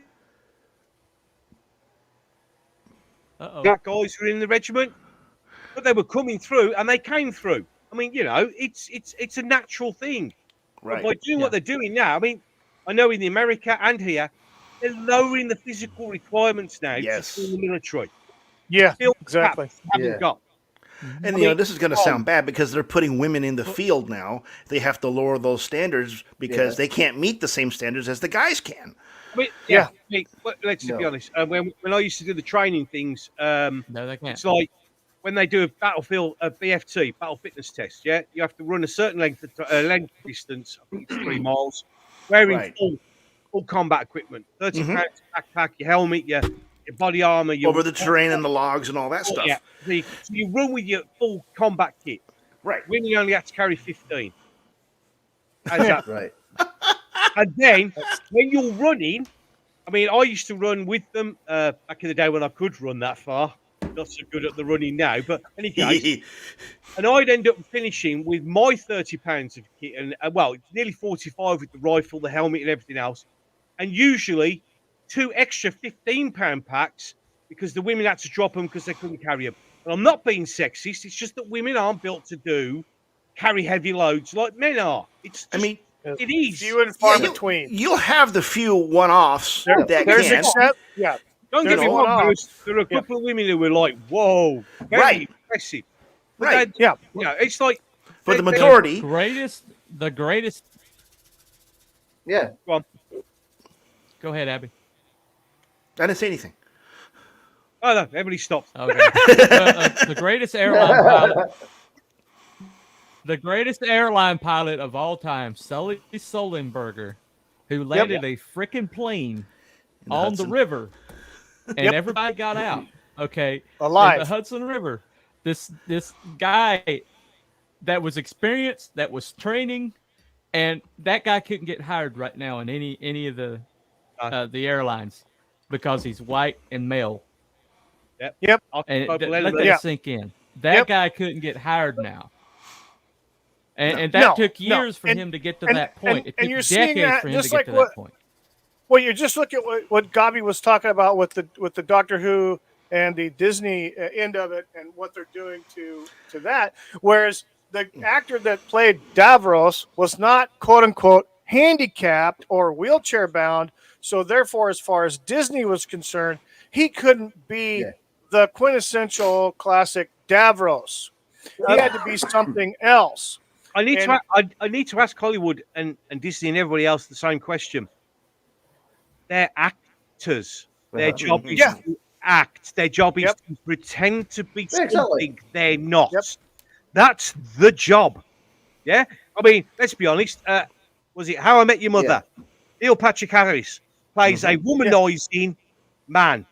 Right. Guy. Yeah. It's because he can act. He's good. Yeah.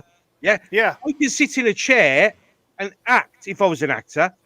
Okay, I get it. I understand where they're trying to get, where like they need people in, but they're actors. This is what they're paid to do. Oh no. They're paid to lecture us how we should lead our lives. That's what they're paid to do now. But that's what they are. That's what actors are. I mean, you look at some people, and Bryan Cranston. Bryan Cranston is one of the greatest actors of his generation. You see what I mean? Bryan Cranston's one of the greatest actors of his generation, and he got criticized for playing a guy that was a paraplegic. and he apologized like a cuck that he is. But the thing is, okay, you're not playing a paraplegic. Great movie, though. Great movie. But the thing is, how many paraplegics are actually actors? Right. Yeah. I know one. It's not an insult on them. But you can't name one because they can't get in the industry because perhaps they don't want to. Or you can't do this. You can't say they got bigger fish to fry. Here's the thing. This is how bad this bullshit has gotten with the DEI, ESG bullshit, equity, inclusion, everything. There was in anime and manga, stuff like that, they have all these cartoons and stuff, and all these different types of people do the voices. And I'm not talking about the Vic situation with him with Dragon Ball. This is a different one. It was a new show, and they had a casting call for voice actors for various different characters. And there was this one voice actor who went into audition for a character. Actually went into audition for a specific character. He was told he couldn't audition for that character because the character was white and he was Asian. He could only try out for the Asian character, and he was pissed, and I think he sued them.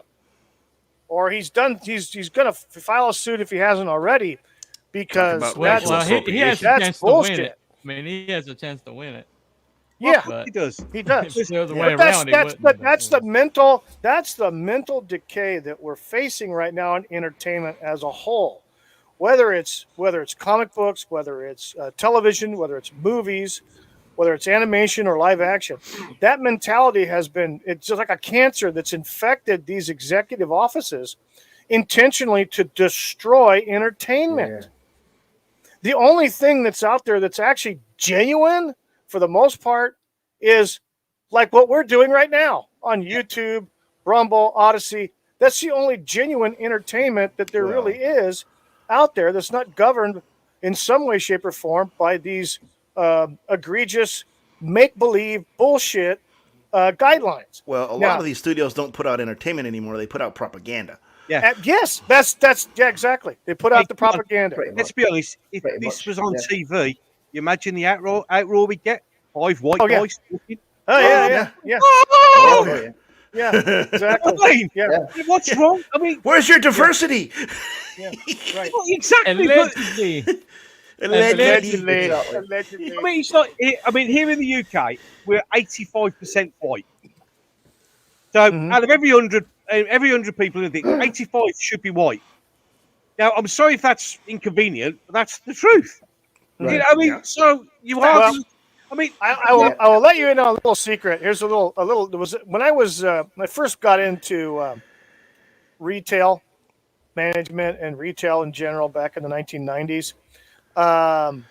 My then wife, my ex-wife, was working for a corporation, a different corporation, a different industry than retail, and she basically was educated to the what they called the 1/3 rule.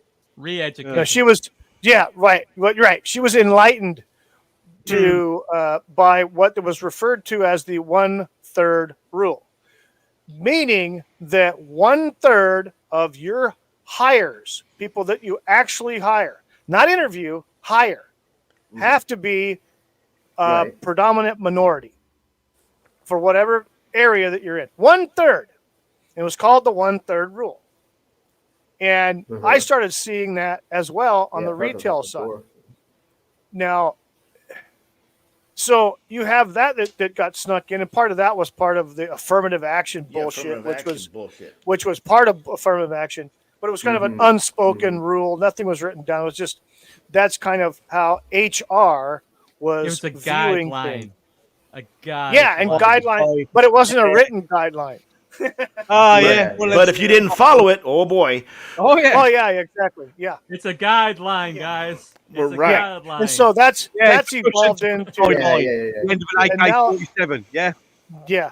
And now that's right. Now that's evolved into straight up just freaking racial profiling, which is supposedly illegal, but everybody's doing racial profiling. And sexual profilings to basically discriminate against certain segments of society intentionally. That's and like you said, T-Bunny, it's Marxism. It is freaking Marxism.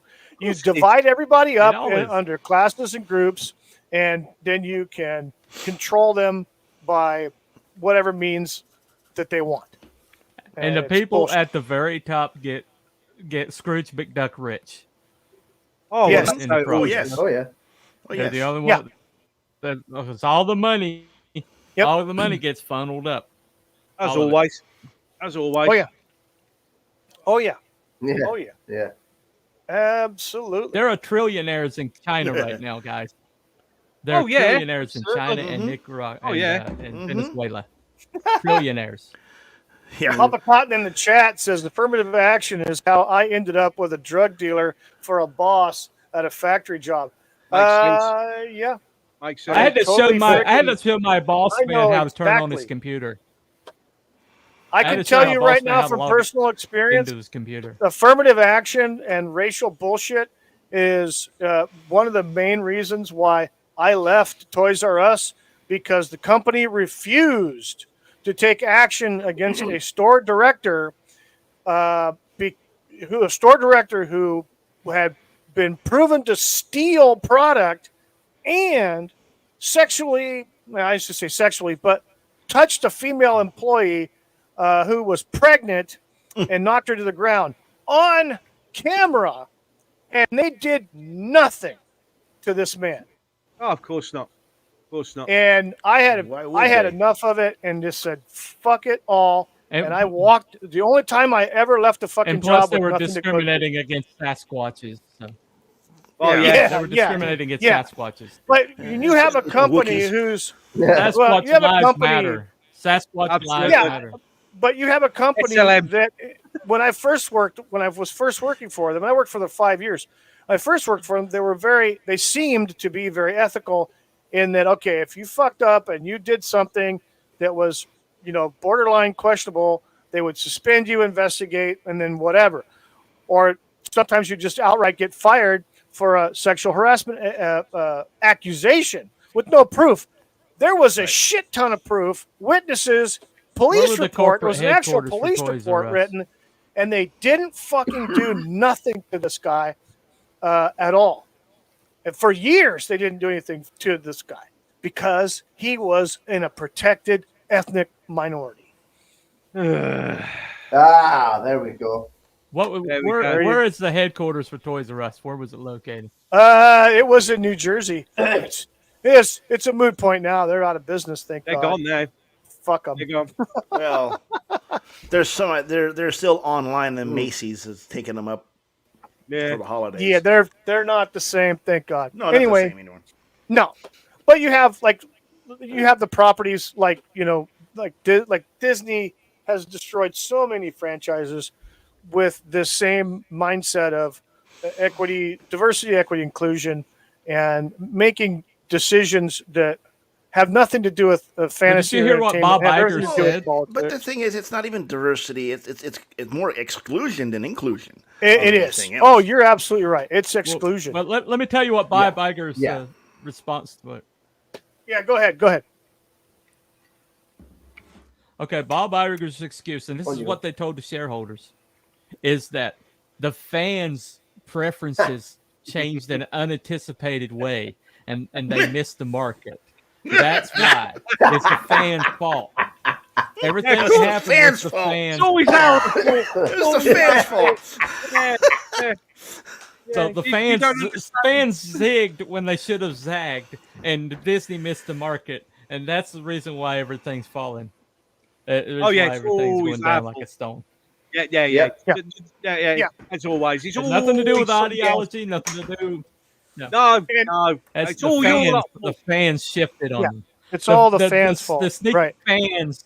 Fans shifted on them. And it's the fans' fault that the box office tanked. It's the fans' fault that the streaming service sucks because everybody's dropping their subscriptions like a hot potato. And I'm more they slashed the prices on that Disney Plus. It's like $1 for 3 months or something like that. Guess what? Guess what? The parks are even taking a hit. Disney parks, because they don't do reservations anymore. Because they can't get people to freaking come in. So, like back in the day, they used to have blackout dates and all this shit. Well, apparently that's not the case anymore at Disneyland and Disney World. But they jacked up the prices. Well, they spent nearly $300 million on a motel based off the prequel, the sequel trilogy. They took you in a van and shoved you into this thing, and then told you what you had to do for the next 3 days, and it was $1,500 a person. It was a big. Why did this fail? Why? I don't know. I have no clue. I can tell you. It's always our fault. I can tell you right now that there was probably very few fans that actually asked for something like that anyway. Right. It was just kind of they tore up the parks, they tore up everything to put this shit in, and now it's going right into the toilet. Now, if they'd done that and Galaxy's Edge and set it in the original trilogy, yes, it would have been packed out. Absolutely packed out. Because people love the original trilogy. But the reason is but here's the reason for that. When Disney bought the property in the contract, George Lucas was to get paid a royalty for them using any of the original characters. Okay. That's why they killed them all the fuck off. They had intended. And now, when they were going to do the Galaxy's Edge, they still have the 2 droids. Now, but listen, that when they were going to do, when they were setting up to do the Galaxy's Edge and all this other stuff, the animators, when they got together, all these what they call I forget. There's a term Imagineers.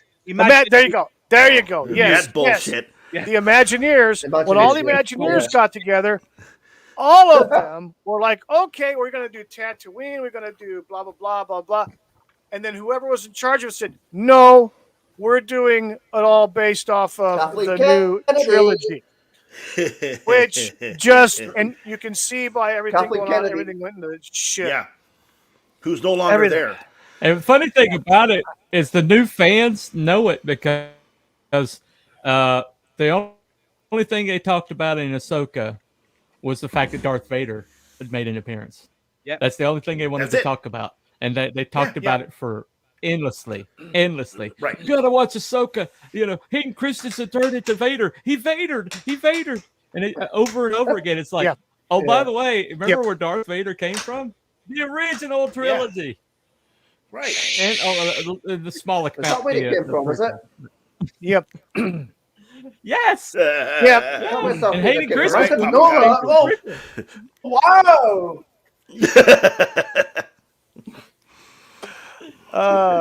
It's great. But you know what? That's funny though. Is there are places that are trying to fight back and trying to come up with their own stuff independently. You're seeing that not only in entertainment and comics. I think you can say comics was one of the first ones. You have independent comic creators. I'm very tempted to buy a subscription to Daily Wire right now. Nah. Yeah, exactly. So this. We need a parallel economy. Well, okay. So you have a lot of things like we saw this with what happened to whether you like him, hate him, or indifferent and couldn't give a shit. Alex Jones. What happened to him on the back end? A lot of people didn't see is that the banks and other financial institutions closed his accounts and basically blacklisted the guy for no reason. He violated no laws, no finance laws, no SEC, FEC, none of this shit. He violated none of that. Okay, but they basically shut him down, closed all of his accounts, just because he said something about the fucking shooting in wherever, and nobody likes that. Right? He was controversial, and that was it. So now you have this. That's the genesis of canceling, of cancellation, and cancel culture. But because what happened to him and has happened to other people, now you have it. Abby, you hit it right on the head. You have a company called Parallel Economy, Squarespace, Public Square. But you have other companies that people are stepping up, investing, and doing things like Parallel Economy. There's even independent banks now that are coming up that aren't attached to all this other bullshit. Let me bring it all back to Sid and Marty. Let me bring it all back to Sid and Marty. Okay. Oh, yes. The hell with that. Please.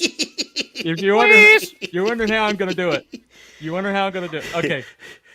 Sid and Marty were the prime example of the biggest self-sabotagers in history.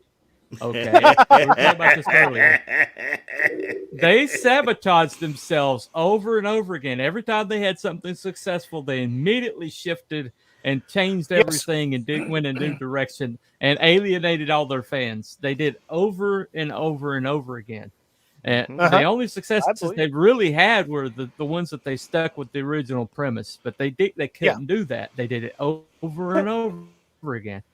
And what we're seeing right now is a Sid and Marty Krofft style mainstream who, you like this? You like the second the second season finale of Mandalorian? We're gonna erase all that. We're gonna erase it all in the next episode. Yeah. And then we're going you can't have this. You can't have this. They had momentum and they killed it. They killed it immediately. Right, but they do this all across the board.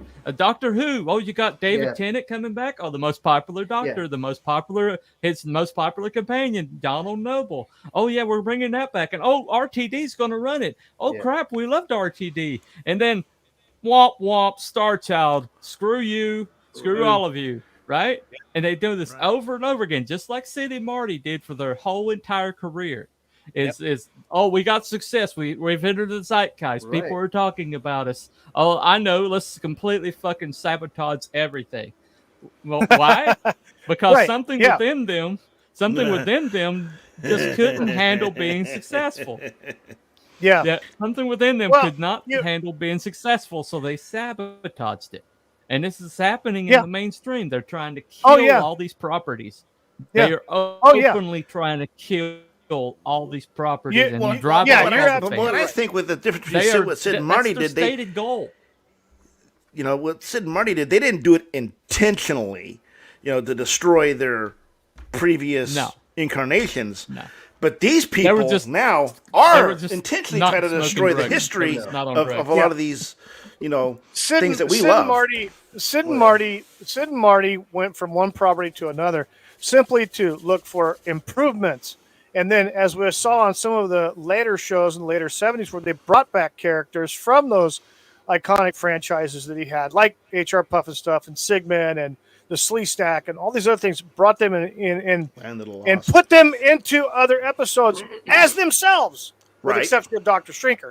But, they brought these characters back that everybody loved and enjoyed and were fair to them, and they were right by the property. Whereas you have things like this, where you have Star Wars, where they're fucking killing off everybody. All the legacy characters must go. Yeah. All the legacy fucking tropes have got to go. We got to promote a fucking rock that's a navigator on some fucking starship. I mean, some bullshit like that. Or we got to promote this. That's right. I forgot about that. Come on, Geode was cool. Geode was cool. Come on now. Best new Star Wars ever. He was a little stiff. Geode was a little stiff. Yeah, but he was good at what he did. Yeah, but it didn't cause any controversy. He didn't come on telly and tell us how to live our lives. He just did his job, and he did it well. And for that, he must be commended. People should take a leaf. He flew Vessel well. He flew Vessel very well. Oh, he did it very well. Rock steady, some would say. Rock steady hand at navigation. Yes, exactly. With an ever-present. I was waiting for the pony to come out and be a pet rock. Yeah, pet rock. Yeah, but the best thing is, it's the toy everybody's got. Just go in your garden and get a rock. Yeah, there you go. Right? You haven't got no merchandising rights. Just go and get one. Yeah, exactly. I got my Geode figurine. The return of the pet rock. Yeah, I've got one. Draw a couple of eyeballs on it, and you're good. Yeah. He sits in my car now. He's my sat nav. He tells me where to go. I mean, I've hit several cars, drove into 3 lakes, but he's a damn good navigator. Yeah, exactly. But yeah, you're seeing that. I mean, you look at, every sci-fi franchise has been pretty much scuttled. Yep. I mean, you look at it. Every other adventure type franchise. I mean, look what they did to fucking The Hobbit and our Tolkien. It's like, holy crap! Yeah, what they did there. Oh my God! It's just Rings of Power. Rings of Power. When they basically told Peter Jackson to basically fuck off. You know that there's something wrong with that. Oh yeah. Sack of shit. So yeah, it's insane. It's insane what we're watching in real time. Good place. I think that's a pretty good place to wrap up for the day. What do you think? Yes. Sure. Why not? Sure, why not?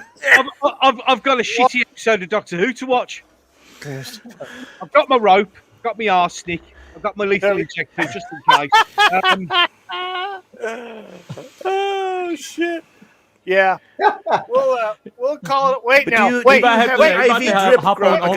IV drip. To slowly go to sleep.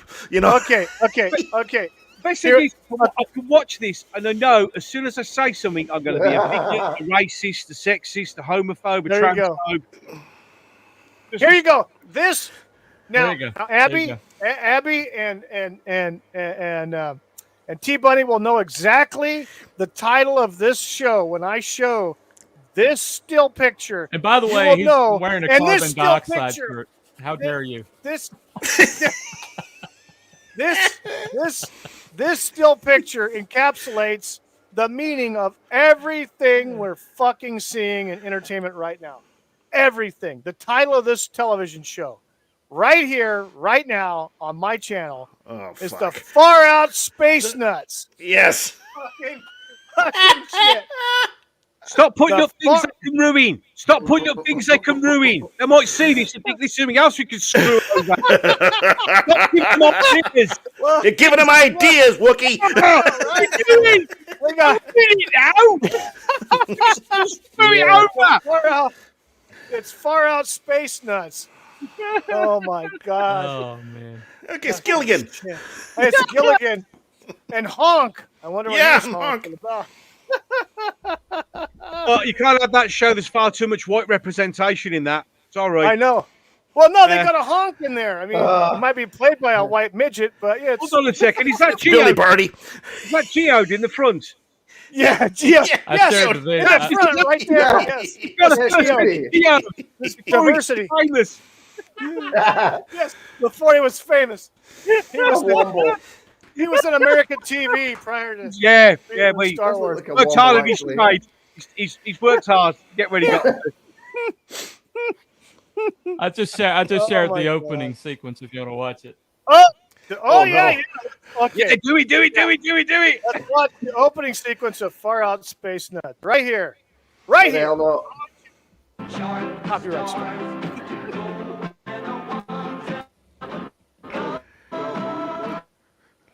Love the buffering. I know, right?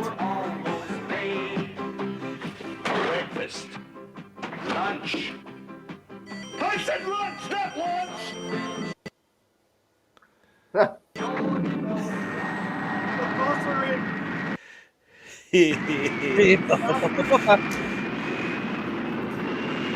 You do the Wi-Fi.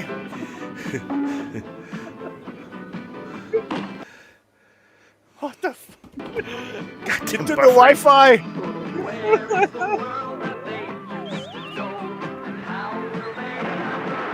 All the parachutes in space. Yes. Yes. Oh, it's Patty Maloney's song.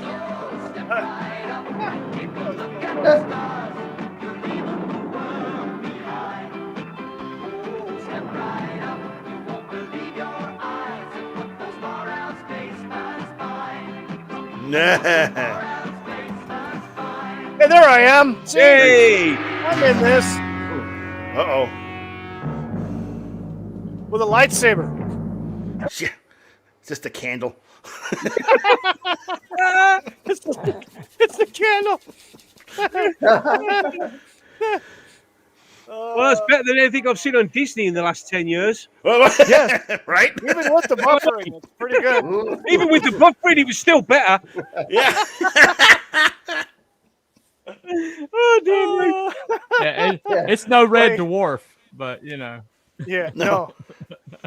Is that a fucking... It did look like a womble, to be fair. Yeah. Yeah, it does look like a wobble. At least it's not a flump.